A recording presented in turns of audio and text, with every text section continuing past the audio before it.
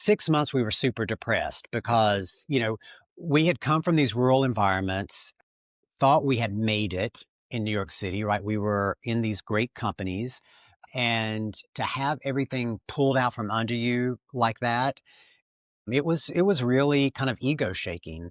So it kind of shook us for a few months, and then we would go out into the barn that first winter and spend time out in the barn because the house was built in 1802, so this big drafty farmhouse. We had no money to heat it. And, in upstate New York is very cold. So snow would blow in under the doors and like not melt. Like that's how cold the house was.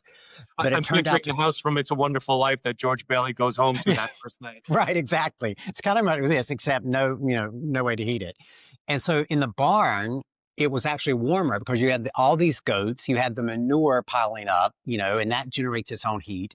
And so it was actually kind of a steady 68 degrees in the barn. And so we actually spent a lot of time out there. And one day we said, okay, let's snap out of this. Let's kind of make a personal inventory of what are our assets. Like, what do we have to work with here? And of course, we, had all of our personal assets and our academic assets and whatnot. And then we're like, okay, goats. What can we make with goat milk? And so we Googled, what can we make with goat milk? And goat milk soap popped up. And we said, okay, let's do the soap. And that's how the company started. Hello, I'm Mike Ryan. I'm the Chief Networking Officer at PIMS, and welcome to our second season of Minutes with Mike. Now in my 33rd year at PIMS, I've had the privilege of partnering with companies both large and small, supporting their PR and marketing through customized fulfillment and distribution that delivers measurable impact on their brand perception, boosts positive affinity, and fuels their overall brand performance. And throughout my career, I've had the chance to work alongside many talented folks. This is their story. On this show, we'll sit down with some of the world's top marketing and business thought leaders to learn more about their success, how they got there, how marketing helped them achieve their goals, what strategies they used, and what inspires them. Please join me on this journey as we learn from those who are changing the way we think about business. So sit back, enjoy. You're listening to Minutes with Mike. Welcome, everybody, to Minutes with Mike. We are so excited for today's guest, Dr. Brent Ridge. Welcome to the show, Dr. Brent. Great to be here. Of course, he is everywhere today. There's not a time I go onto LinkedIn where I don't see some kind of creative post on your end, or I pop on Home Shopping Network and I see you guys touting your wares over there. Just the brand seems to be everywhere. Your faces are attached to it. So congratulations on where you've been and where you're headed. Oh, thank you. Just trying to represent as well as I can. Of course, joining me today as well is my partner, David Silbergleit, all around great guy, best friend, and CEO of PIMS. Dave, thanks for joining me. Well, thank you. With that kind of greeting, I'll do this every single time. So let's jump into it. There's a lot to cover here. You're a physician, first and foremost. Of course, you're an author as well and a co-founder of a business, but everything started as a physician. I wanted to ask you questions about that. Like, I was curious, like, how did that begin? Like, were you, when you were a kid, when you were growing up, was that always, I'm going to be a doctor? That's what the family posted me into that. I want to be a doctor. Like, how did that all begin? Yeah, well, my mom was a nurse, so I had some kind of exposure to the healthcare industry as a child. But also, I grew up in very rural North Carolina, and, our family didn't have a lot of resources. And at that moment in my life, I always thought, okay, well, I just want to have a career that I can possibly leave where I grew up. And, medicine at that time was a very lucrative career. Not so much these days, but it was then. And, I always had a proclivity for the sciences. And so it just made sense for me to pursue a career in medicine.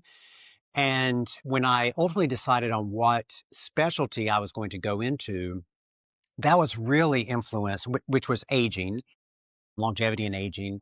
I was really influenced by my grandparents. I was very fortunate that even all the way up until the time I went into medical school, I still had one of my great grandparents alive. I had exposure growing up to two of my great grandparents, and both my maternal and paternal grandparents lived into their 80s, and I still have two grandmothers alive. So I've always had just a very close relationship with older people and a fascination with understanding the aging process. And even back then, you know, just being a very strategically minded person, I knew that if I had an understanding of how people approach the aging process and what were the scientific mechanisms behind aging, that as the baby boomer generation aged, as the Gen X started to age, having that fund of knowledge was going to be really, really critical. And so that's kind of how I got into medicine and ultimately went on faculty at Mount Sinai Hospital in New York City. And then decided after I'd been on faculty for about 3 years, thought to myself, oh, do I really want to stay in academic medicine, you know, my entire life where every single, you know, year you're trying to chase a new research grant to fund, you know, your work. And I thought, no, I don't think so. And so I went back to business school, NYU.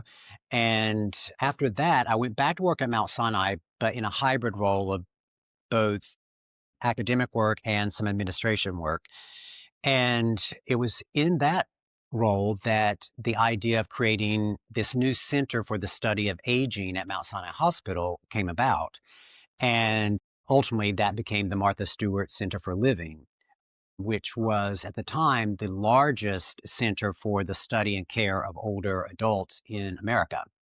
And after I worked with Martha to create that center, then she asked if I would join her company to head up a new division of the company they were creating devoted to healthy living.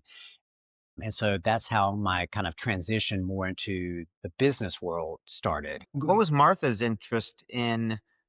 I'm on a first name basis there apparently. What was Yeah. Martha's interest in the longevity study? Like, what Well, caused her to fund that direction? yeah.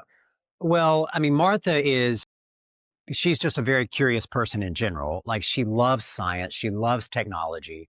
And when I was creating the idea for the center initially, my thought process was this. First, I said, okay, before I can approach anyone to donate money to create this center, I need to have a beautiful design for it because that's what entices people. You know, their name is going to be on something, they want it to represent them.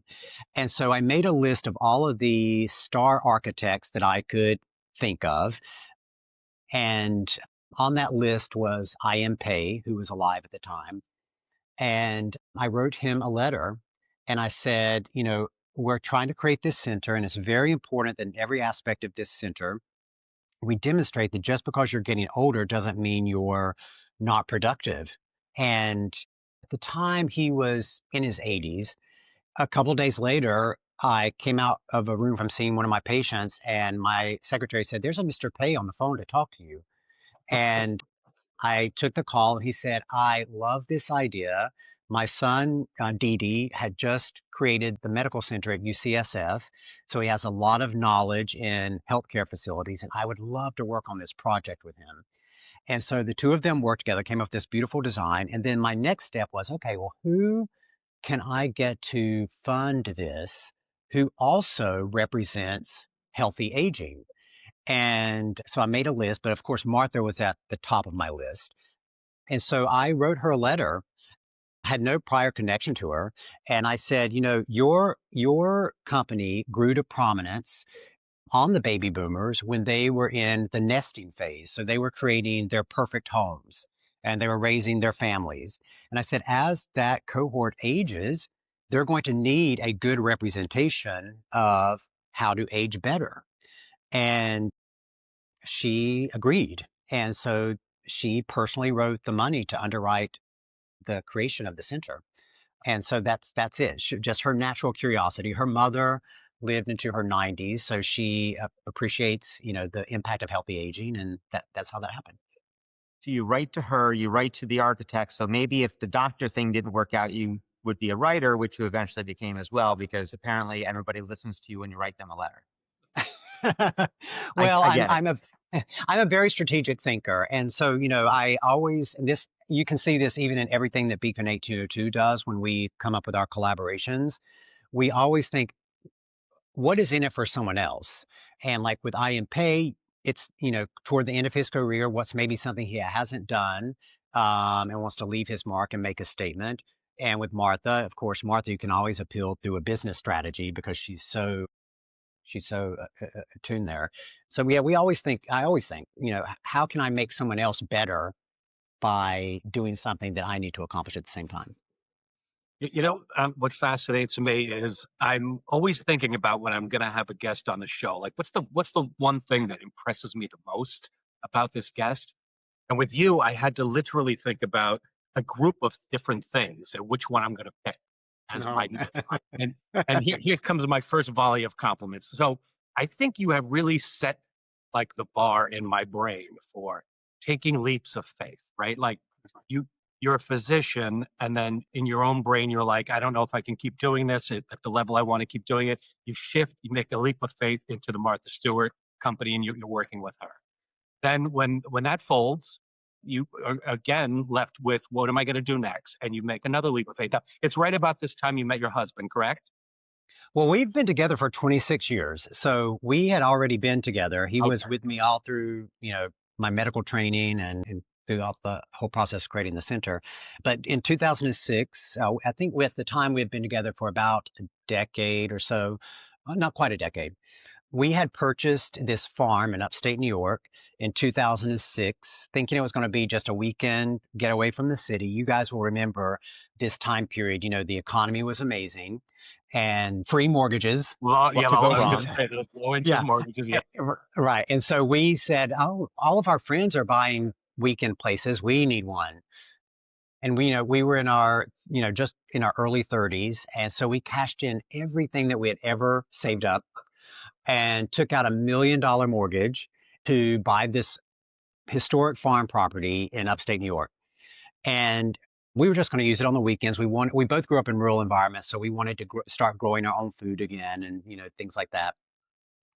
And one weekend we came up, and there was a note in our mailbox from a local farmer, Farmer John, for those who know our story, and he said, "I am a farmer. I grew up in Sharon Springs, which is this little village where the farm is located." And he said, "I grew up on a dairy farm, and I have a herd of 100 goats, and I'm losing my farm property. Could I please bring them to your property to graze? Otherwise, I will have to sell my herd." And now this is an amazing, letter to get in the mailbox. And the interesting part of that story that we often don't get to tell is that, when we bought this farm, this village is 547 people. Upstate New York is a very conservative area. So people knew, oh, these two gay guys from the city bought this historic farm. Everybody knew. And so when Farmer John wrote this letter telling us his story and about the goats, his very last line on the letter was, "And I'm gay." And he thought, finally some gays, are coming and I'm going to use that as my entry point. But we met with him and we could see how much he loved these animals. And we thought, well, why not, help someone in this kind of dire situation? We said, sure, you can come live on the farm. There was another little house on the farm. You can live there. Just bring the goats. The barn is empty, just whatever. And we say that was the original act of kindness that started Beekman 1802, because just a year and a half later, when the recession hit, my nascent division at Martha Stewart folded. My husband, Josh, who was in advertising, his advertising agency went under. And you guys remember what it was like. Mhm. And you just couldn't see how so many people were out of work. And you're like, we're never going to get back into the industries we were in, media and whatnot.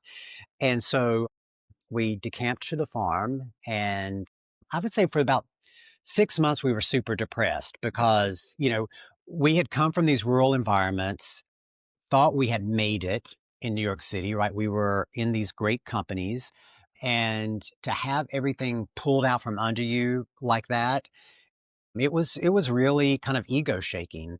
So it kind of shook us for a few months, and then we would go out into the barn that first winter and spend time out in the barn because the house was built in 1802. So this big drafty farmhouse, we had no money to heat it. And, in upstate New York is very cold. So snow would blow in under the doors and like not melt. Like that's how cold the house was. But it I'm turned picturing out the house from It's a Wonderful Life that George Bailey goes home to yeah, that first night. right, exactly. It's kind of like this, except no way to heat it. And so in the barn, it was actually warmer because you had all these goats, you had the manure piling up, and that generates its own heat. And so it was actually kind of a steady 68 degrees in the barn. And so we actually spent a lot of time out there. And one day we said, okay, let's snap out of this. Let's kind of make a personal inventory of what are our assets. Like, what do we have to work with here? And of course, we, had all of our personal assets and our academic assets and whatnot. And then we're like, okay, goats. What can we make with goat milk? And so we Googled, what can we make with goat milk? And goat milk soap popped up. And we said, okay, let's do the soap. And that's how the company started, with that product. See, like, again, starting with a leap of faith of we don't know where this is going to go or how this is going to go, but let's just go there, right? And I missed the whole part. I forgot to ask you about, like, so the two of you were in a show called The Amazing Race. Yeah. I learned this. I don't know if you remember, but Dave and I went to a dinner from a Creator IQ event a few years ago. And it Mm-hmm. was at a very tight space, and we were all kind of jammed it together. And thank you that we just so happened to be standing next to you and Josh while we were waiting for dinner to be served, having cocktails. And you were telling us about the Amazing Race story. I'm like, this alone was worth the price of admission. Like, thank you. For all the people we could have been put next to, they put us next to these two guys. I love it. Tell us that story. Yeah, well, so when we first started the company, the first year it's rough going. I mean, you're starting a company from ground zero. After the economy started to come back a little bit, Josh said, okay, why don't I go back and start interviewing for jobs in the city so that we'll at least have health insurance. And by this point, we had decided I'm going to, stick with this and try to grow this business. So he went back into the city. He was interviewing at a job at Discovery Networks with a new channel that they were launching called Planet Green. And they were looking for a CMO for Planet Green. And he was just going out for anything, trying to get a job. And so he went in for the interview, and ultimately the president of the network said, I don't think that your background is right for this job. But she was so fascinated with this idea, these two city guys who were kind of starting over in this kind of rural environment and like fish out of water stories. Those are kind of classic, as a classic, trope. And she said, but would you guys ever be interested in like doing a docuseries? At first, Josh was like, probably not, because we're not really performers. We're kind of introverted people. She said, well, just think about it. If you're interested, let me hook you up with this production company and you can see if they think that there's something there. And so Josh came home and he said, oh, but she said this. And I'm like, I don't know. I said, well, let's just talk to the production company. And I said, okay. And the production company was called World of Wonder, who was also the production company who had started RuPaul's Drag Race. We met with Randy and Fenton at World of Wonder, and they're amazing people, like just creative, such great storytellers. They love doing shows that represent the gay community in a different way, which resonated with us. And they wanted to do the show. And we're like, listen, we are so dependent on our neighbors in this small community. And at that time, in kind of the reality genre, the shows that were super popular were like Honey Boo Boo and Duck Dynasty, Swamp Kings, that type of thing. So there was this element of let's make fun of rural people. And we said, listen, we are dependent upon our neighbors in this community. There's no way we can do anything that's going to make them look like the butt of the joke. We said, however, if you want to make us look like the butt of the joke, fine. But everybody else in our community has to look like the hero. And they said, we can accomplish that. And so that's how the Fabulous Beekman Boys show came about. And we did that for 2 seasons, which turned out to be just an amazing thing for our company because it documented the beginnings of Beekman 1802, like wrapping the first bars of soap around our table, launching into Henry Bendel, getting the first big anthropology order together, which is what put us on the map. Like it kind of captured all of those moments of our brand history. But we were doing a book signing out in the Santa Monica Public Library. At the end of the line was this little lady. She was probably about 80 years old. She was dragging an oxygen tank with her. And she said, "Oh, I love your show. Every week, my next door neighbor comes over and we watch your show together." And so, in our mind, it was these two little old ladies watching the show. And we're like, "That's such nice." And then she just kind of threw out there, and she's the president of CBS Reality TV. And I honestly did not believe her. That's unbelievable. And so kind of flippantly, I said, "Oh, well, if she's such a big fan of the Fabulous Beekman Boys, why aren't we on The Amazing Race?" And she said, "I'm going to tell her." Ring, And ring. yeah, we honestly thought nothing of it, because at that point, after doing 2 seasons of the show, we knew that sometimes fans are not always there. You know, they're like in their own kind of world. So we didn't really think she was telling the truth, honestly. And 2 days later, we were at the farm and the phone rang and we picked up and someone said, "Hi, we're calling from The Amazing Race. We heard that you would like to run." And so we went through the whole kind of process of, you know, the interrogation to get on the show, and they cast us. And again, we were like, "Ooh, do we really want to do this?" Because the odds of like 2 40-year-old guys winning The Amazing Race are pretty slim. 2 40-year-old non-athletic gay guys. And so we said, okay, all we have to do is make it halfway, because at that point, we will have completely maximized the exposure opportunity for the brand, because no one's going to come into a show as a viewer past the halfway point of a season, right? And we're like, we just have to make it halfway and we will have maximized it. We entered never even thinking we were going to win. So we made it to the halfway point. And actually, I remember this was actually Josh's idea. He said, okay, on the first episode, when we're meeting you don't get to meet the other teams until the start line. So you have no idea who you're running with. He said, okay, if anybody asks you who you are, just say you are one of the Beekman boys, so that they wouldn't call us Josh and Brent. They would call us Throughout the whole season, they'd be like, the Beekman Right. boys are up there. Beekman boys, Right. Beekman boys, right? And so we did that. I remember it's like episode 3 or 4. We were in Bangladesh, which was terrible. We thought we were going to be out, because we were at this task. We were just failing miserably at this task. The heat, we couldn't deal with the heat in Bangladesh. And I remember we finished the task and we're like, okay, well, we're going to run to the finish line and we're going to we might as well go out with as big of a bang as possible. And as we were running down this street in Bangladesh, this kind of dirt road, it happened to be the time period when children were getting out of school. And of course, we were a curiosity, because these 2 white guys running down the street in Bangladesh with cameras following them, like that was unusual. And so they all came running and were following along behind us. And so I just started shouting, "Beekman boys, Beekman boys." And so as we were running down this road to the finish line, you had all of these kids just shouting, "Beekman boys, Beekman boys." And it's because we thought, this is it. Like, this is our last day on the show. We might as well capture something interesting.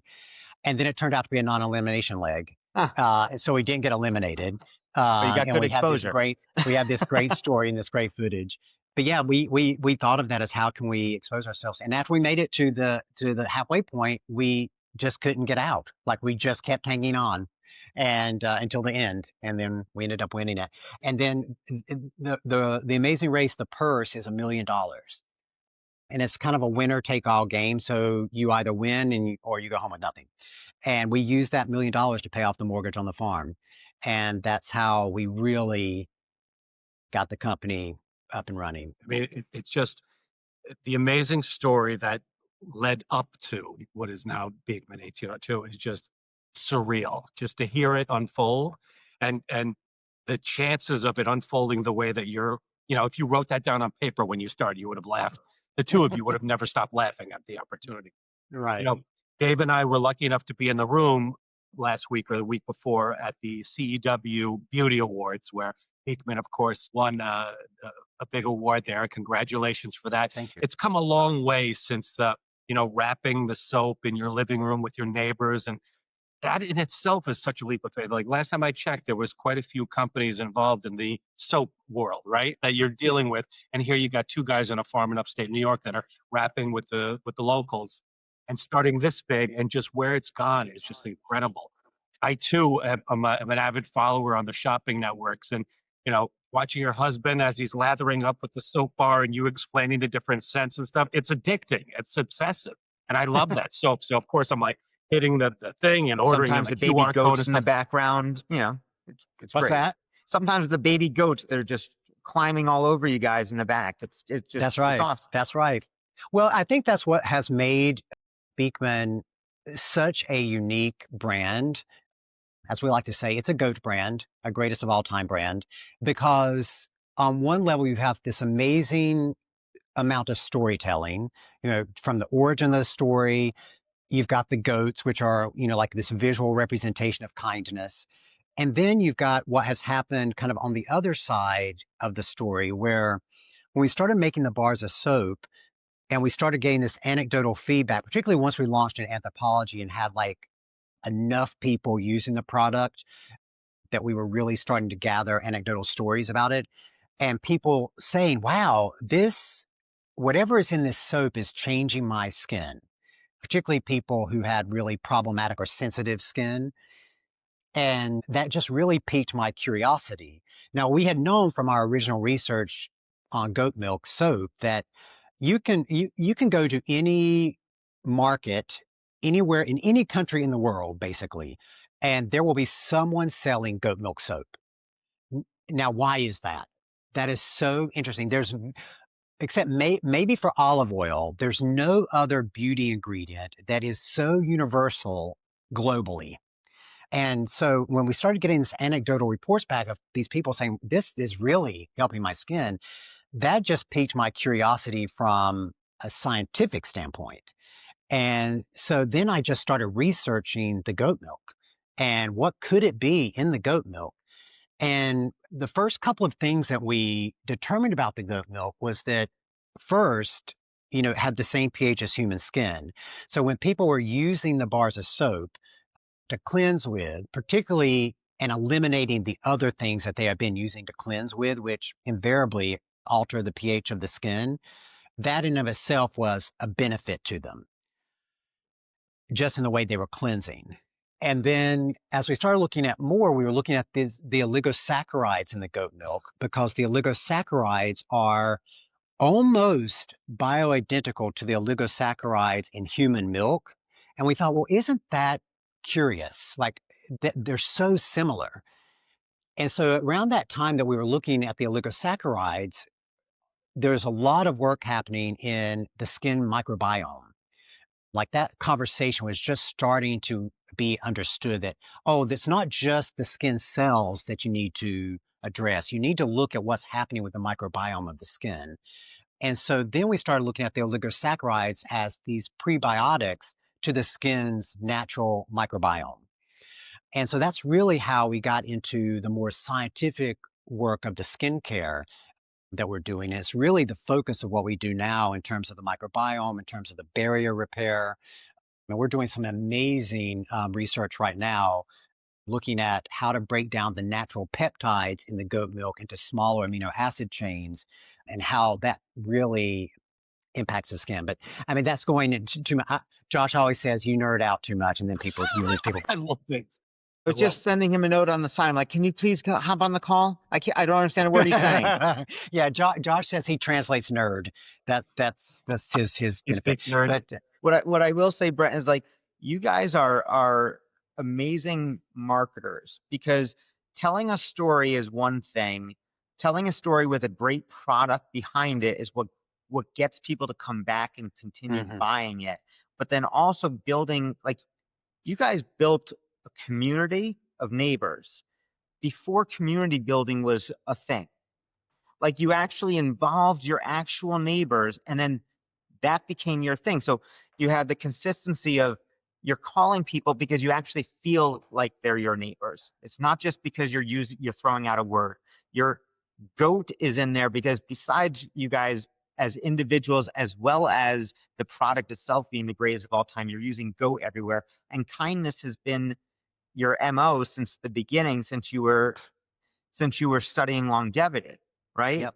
Yep. And I like when I read the book, which is up there on, I don't know if you can see it on the screen, but when I read it's there too. When I read the book, and every time I've seen you talk and we've spoken, it just the connecting the dots of the transparency in there is what I find so impressive and so inspiring. And I'm not, just even the use of the terminology on your packaging where you're like, was it better aging instead of anti-aging? Because Yeah. better aging, if you throw in the word anti, that's not very kind of you. That's So right. you have kindness. So let's call it better aging because that's in reality, nobody's stopping the aging. So Right. let's call it better aging. So like the consistency throughout everything is just, it's there. And I think that's what tells not just tells your story, but that's what keeps people coming back because they know they can trust you. And it's just not a question there, just a statement, but it's Yeah. impressive. Brent, what else is happening too, whether you realize it or not, I'm sure you do, is, you know, when I first heard you talking about kindness as part of a core business principle, I kind of scratched my head a little bit. I'm like, that's got to be a gimmick. I mean, of course, he looks like a nice guy, but like, come on. And it's not. It's real, right? And because people see that, hear that, and feel that, now I see other people using that term too, and I'm like, holy shit! Like it's just catching on. Like people are actually, because it wasn't too long ago in a business world that I'm in, you're in, we're all in, that it was very like mine, yours, mine, yours. Now we're talking about community and kindness and what you've done and sort of setting the path for that. I think you're probably noticing people are starting to get on board with that. It's wonderful. To even inviting the elf team over to the farm to learn Yeah. about kindness, right? It's Yeah. not that Well, they're competitors, but they're out there in the same industry, and you're inviting yeah. them to the barn to experience it. Well, Corey invited herself and her Oh, team, I but believe that. I believe that. Corey is amazing. Yeah, we Yeah. had met Corey at the Ulta FLC a few years ago. We often say, "Oh, you should come to the farm sometime." Like that. We love to have people at the farm. And she said, "Oh yeah, can I bring my team?" And it took us 2 years to get it all organized, but that was all her idea. But yeah, we always say, because people always, as you pointed out, Mike, there are lots of people now, even in our industry, talking about kindness. And people say, "Oh, do you care that they are kind of encroaching upon the thing that you're known for?" And I'm like, no, more people talking about kindness is great. Why not? I think for us specifically, we really try to approach it from a very scientific standpoint. Yes, kindness is important in all things, in building communities of all types. But we really try to look at it from a scientific standpoint. We try to create products that are kind to this microbial ecosystem on the surface of your skin. And when we're building communities offline or online, we try to incorporate and infuse as much kindness as possible because we see kindness as wellness. And if you look at any of our products, kindness is actually listed as an ingredient on the product because when you give a moment of kindness or you receive a moment of kindness from someone, you kind of get that kind of warm, glowy feeling inside.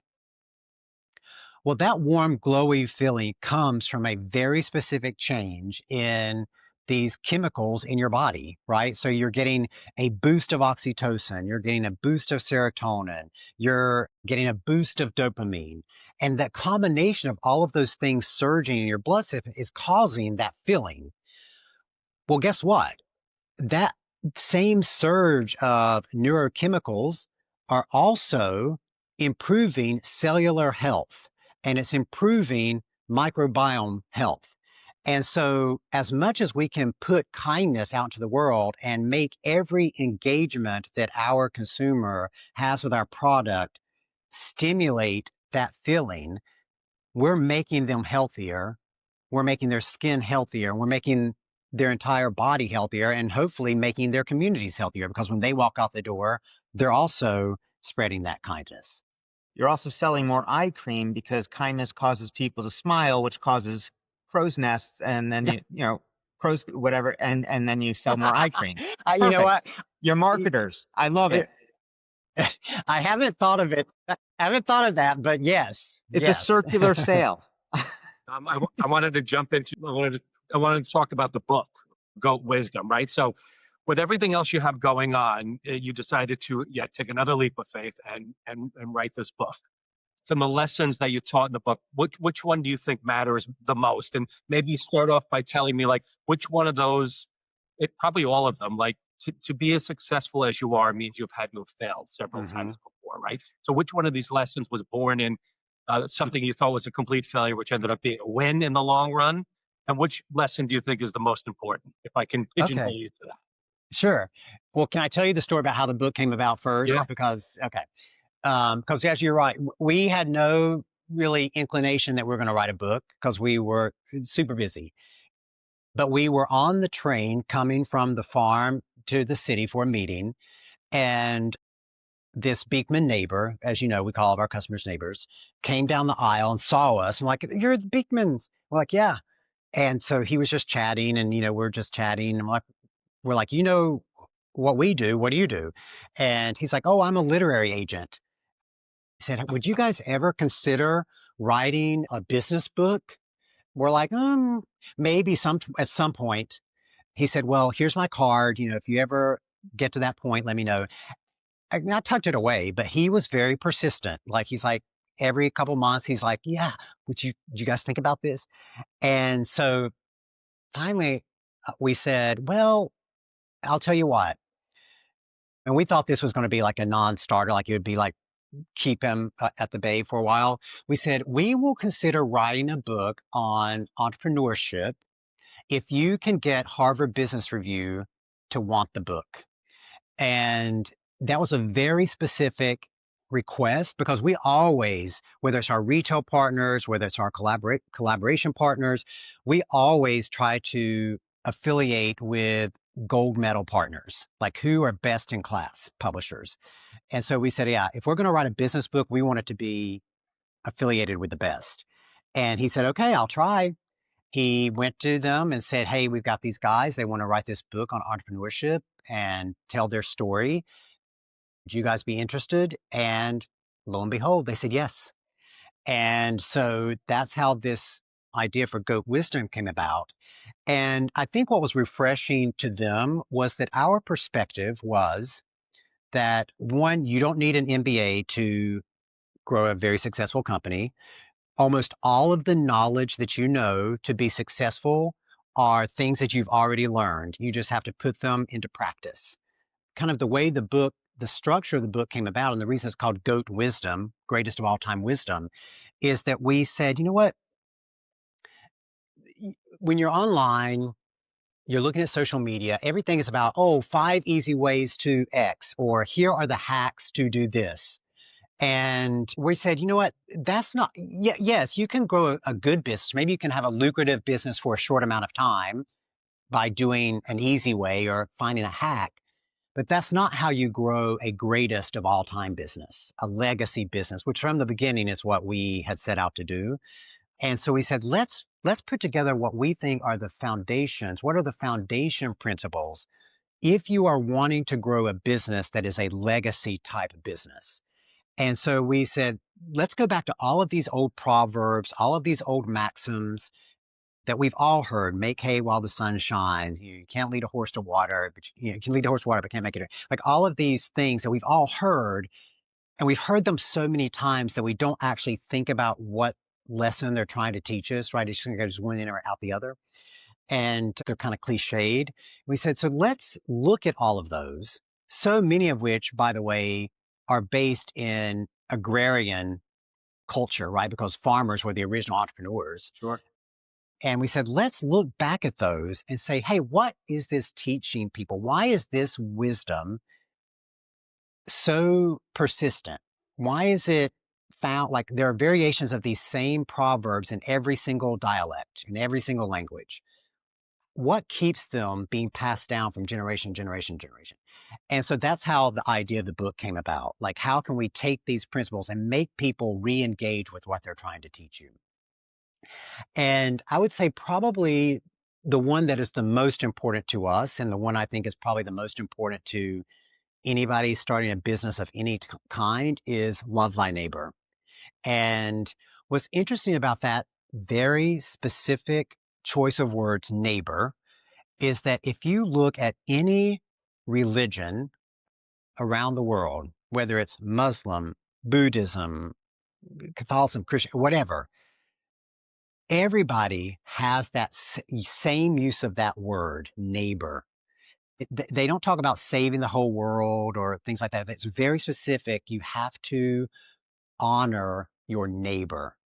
The reason that is so important is because if you start thinking about all of the problems, whether it's all the problems in your business or all the problems in the world, you just become overwhelmed by it. But if you can just focus on solving the problem of the person who is closest to you, whether that's physical, geographical location, physical location in your workplace, the problem if you're in neighbor services, which is what I call our customer service, the email that you're looking at right then, if you can solve that person's problem, make that person's life better, or that person's life easier, and then that person subsequently focuses on making their next closest interaction better, easier. Before you know it, you have solved a lot of problems around the world, but you only had to focus on that one problem. So that idea of loving thy neighbor and respecting thy neighbor is really so critical. And it's why we still say, like, we grow our company neighbor by neighbor. And I think anybody can build a great business if you focus on that. I love that. You touched upon something in your explanation where, one of the values that you hold true as a person in a company is you want to work with the best, right? You work, of course, you're on the Minutes with Mike podcast. That's the best. You're working with PIMS. Of course, we are the best. But Yep. the collaborations that you do in working with different companies, this one you had just done for Thanksgiving with Libby's, I caught that. It caught my eye. And again, it's like one of those things where I never would have thought about it. But after I saw it, I was like, of course Yeah. that. How do you choose? Like, I'm sure now they're coming fast and furious, but how do you pick and choose who you're going to collaborate with? Is it people and companies that you have grown to love over your life, or Josh? Is it somebody that's sort of has a nice like? How do you decide who's it going to be next? Okay, let me just list some of the ones that we've done so that you can, one, see how disparate they are, right? They're very different, but see if you can find the common threads, okay? Mr. Rogers, when the Mr. Rogers movie came out with Tom Hanks, did that one. Kind of obvious, right? Neighbors. Then we went from that to Schitt's Creek. If you think about, like, why Schitt's Creek? Well, Schitt's Creek basically, yes, it told a community, right? And it was outsiders coming to a community and the community eventually rallying around these people, right? And how they all work together. And then we went to Bridgerton, which was interesting from a historical standpoint because that is set in the time frame of which Beekman Farm was built. But also what was interesting about working with Shondaland, which is Shonda Rhimes' company, is that when they created that show, if you'll remember, it was all with blind casting, right? So it was like, yes, we're going to have members of this royal family who are Black and they might be Asian and they might be white, which make no sense visually. But the idea was we can make a cultural statement by saying, no, it can be blind. Like, good acting is good acting and good characters are good characters. And so that really resonated with us from a modernity standpoint. And then we went from Bridgerton to Wicked. And Wicked was interesting because it was about the power of connection and friendship, right? Particularly the first half of Wicked, this story of these two women, how they were very different, but still found something that they could bond around. And then with Libby's and Hershey's, we did both Libby's and Hershey's this holiday season. What are things that are also the greatest of all time? And when you're thinking about brands that have reached that status, there's an incredible amount of nostalgic equity built into them. Like Libby's, it has been on people's holiday tables Yeah. for a century. Like they're celebrating their 100th year anniversary this year. And there's so many warm feelings around that idea of Libby's pumpkin pie. So that one was obvious. And then Hershey's the same way. Like Hershey's has just been a part of the American landscape for, I forget when they were founded, but a long time. Milton Hershey had such a philanthropic, purpose behind his company. He was the first chocolatier to use fresh milk to make it the chocolate. So there was just so many things. But it was for those two brands, it was really about finding what made them the greatest of all time. So you can see there's always a kind of thread that goes through every collaboration that we make, and it's very, very intentional. And I think that is what sets Beekman apart from most people who do collaborations, because most people who do collaborations are just trying to tap into a momentary piece Friend. of equity. Right. And we're always thinking, no, what is the next level down from that? It's funny too, because again, going back to the kindness thing, once that's out there and people have bought into that, and I believe they have, you look at these sort of collaborations in a different way. I don't feel like I'm being sold to or pitched to. I feel like I'm part of I'm part of something, right? So like again, intentional or not, it works perfect for the brand and in the business atmosphere. What is your, if I had to ask you this question, this is going to be difficult, but what's your proudest business moment so far? Everything. Oh, I forgot to mention too. I wanted to bring this up. The building that you had bought and renovated. It pops up on an ad every once in a while. I see it on LinkedIn or some of the social sites. That building alone is amazing. Like if all I had done was create that building in my town, like that, I would wear sweatshirts that just said that. Like, so tie that into it too. What would you say your proudest business moment? If I had to ask you, you can only do Ooh. one. What would you say? Ooh. Ooh, this is a tough one. I would say, okay, I'll go back to Sharon Springs because I'll tie it into what you're saying about the shop. So we have our flagship store in Sharon Springs. It's called the Kindness Shop.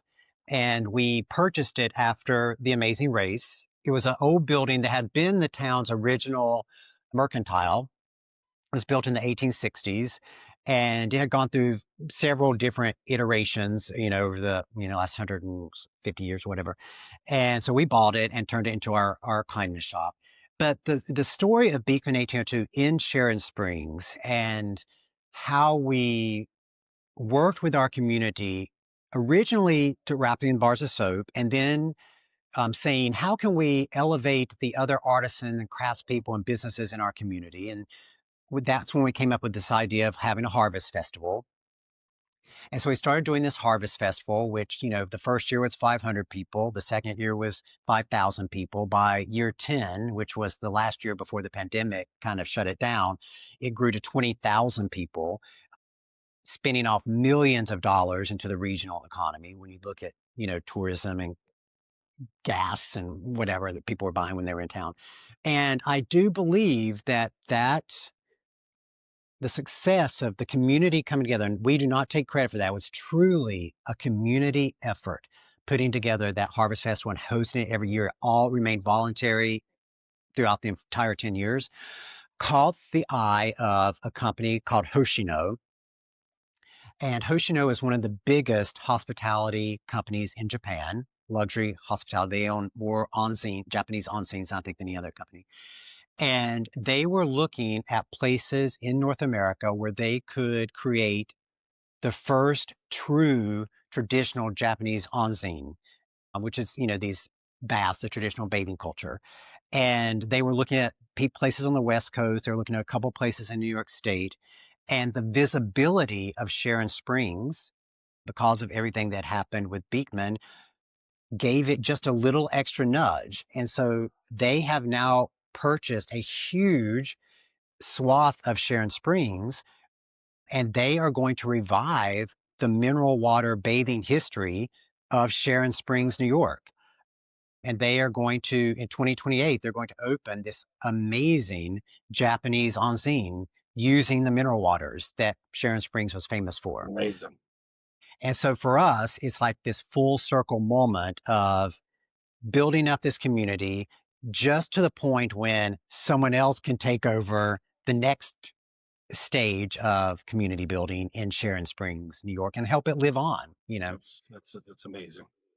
Right. How do you, when you're balancing scale with intimacy, when your community's grown this large, like what's the next step in the scheme of things? You know, you've grown so big, but there's just so much more to go. Like, how do you keep that same feel, that same, you know, and just talking to you for the last 45 minutes, I feel like we've been lifelong friends, right? How do you keep that going as It, you scale even larger and larger? We've come a uh-huh. long way since the one or two SKUs of soap in the living room. Yeah. Well, it's everything is very deliberate. And we always start with, is this going to perpetuate kindness in some way? Now, obviously, like when we're on QVC or HSN, it's myself and Josh or one of our representatives talking. It's very easy to tell the story that way. But if you're an Ulta, you know, and you don't know the story and you're coming upon the brand, what are the cues that say, oh, this is a brand that's about kindness? Well, yes, we have it on our packaging, like in the ingredient list, but like, what are the cues that are going to say, oh, this, I feel kindness when I'm standing here looking at this display? Well, one, the choice of the color yellow was very specific because yellow also boosts serotonin when you see the color yellow. So that was very choiceful. And then we have this mascot that we have developed called Goaty. And he's this little kind of kawaii designed goat figure. Mhm. And his imagery is also very specific because there's this whole field of study called neoteny, which looks at how this kawaii aesthetic is so global at this point. And why is it so global is because when you see these kind of rounded figures with these large eyes and these big heads and these small bodies, it reminds us of infancy and caring for something that is small. And when you see these kawaii figures, that stimulates oxytocin production. And so when people see Godi, and we use him sporadically in some of our communications, and we do these little enamel pins for all the Ulta employees to wear and whatnot. The idea is that seeing this character is going to stimulate oxytocin, which is the hormone that causes bonding, right, between mother and child. So when you see this goat, it's going to bond you to the brand in some way. And so we're always thinking about these types of things. And even internally, you know, we had many years ago developed this kindness curriculum that first started out as just an HR thing, teach new people as they come in onboarded into the company. And then that became a consumer facing product at one point because people could then come to Sharon Springs to the kindness shop for a full day immersion, take this kindness course, visit the farm and whatnot.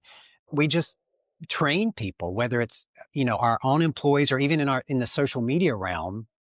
We have something called the Kindness Crew. It's about 4,000 people. And yes, they get points and are incentivized to talk about our product and educate about our product, but they are also incentivized to spread moments of kindness and talk about how kindness shows up in their life. And so then it just becomes exponential when you have 4,000 people who are highlighting moments of kindness in their social feeds. And, you know, even to the point of, as you mentioned, the collaboration with Elf, you know, it was when Corey and her team were at the farm, they were taking the kindness course that we had developed and we're spending some time on the farm.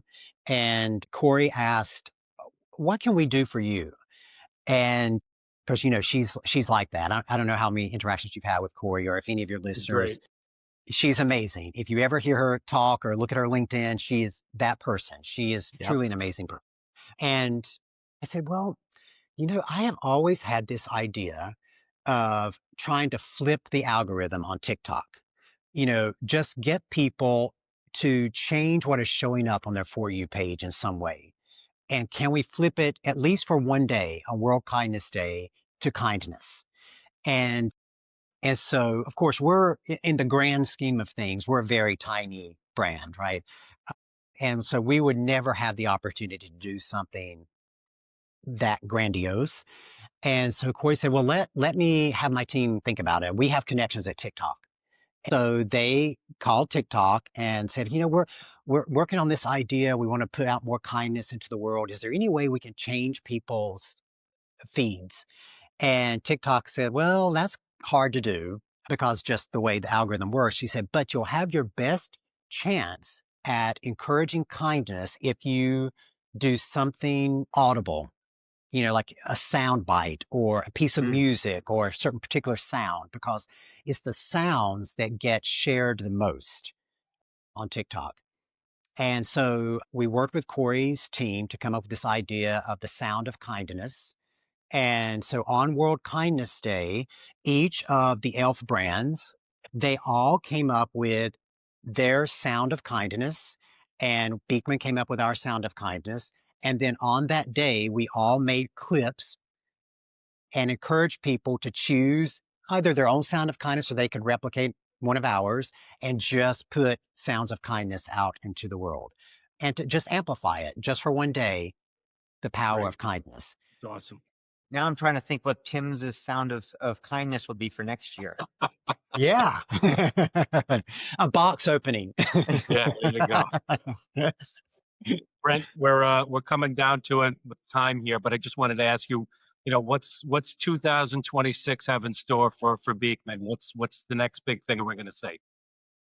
Oh, you know what? Next year, it's so funny because I was just talking to our CEO, Jill Scalamandre, and I said, this next year is our year of science because we have done so much starting last year, looking at exosomes from the goat milk, and we're formulating in the Milk RX, the Better Aging, the one that had won their recent CEW award, which, as you know, exosomes are kind of at the leading edge of what's happening in our industry right now. And then also this new research that will be coming out later this year that we're doing with peptidomics and looking at the specific peptides in goat milk, some of which have not ever been identified before, and how they are influencing the skin barrier. So all of that will be coming out this year. So this is our year of science. You'll be seeing lots of nerdy stuff from us. Great. We'll talk to Josh next then.